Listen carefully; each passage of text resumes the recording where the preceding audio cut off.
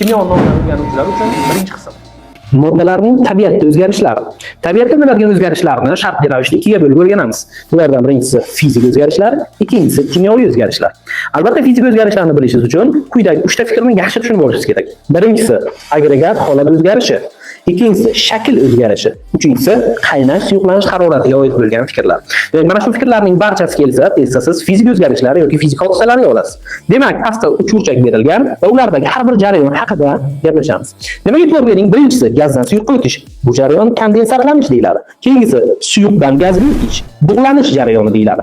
Xo'p, keyingisi suyuqdan qattiqqa o'tish, muzlash, qattiqdan suyuqqa o'tish esa erish jarayoni deb ataladi. Agar mo'l modda qattiq holatdan suyuqlanmasdan gaz holatga o'tsa, sublimatlanish, aksincha uning teskarisi bo'lsa, gazdan qattiq o'tsa, depozitsiyalanish yoki desublimatlanish deb ataladi. Demak, mana bu jarayonlarning barchasida moddaning agregat holati o'zgaradi, formulasi o'zgarmaganligi uchun fizik o'zgarishga misol bo'ladi.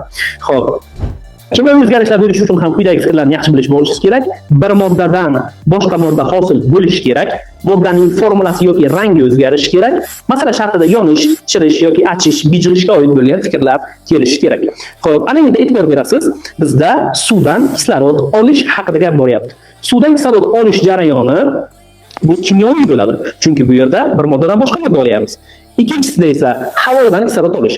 Havoni suyuqlantirib kislorod olganligimiz uchun bu jarayon fizikaviy jarayon bo'ladi. Uchinchisi esa temirning zanglashi. Temir zanglaganda moddaning rangida o'zgarish bo'lganligi uchun buni kimyoviy jarayon deb olamiz. Keyingi videolarimizda biz sizga ionlar haqida to'liq ma'lumot beramiz.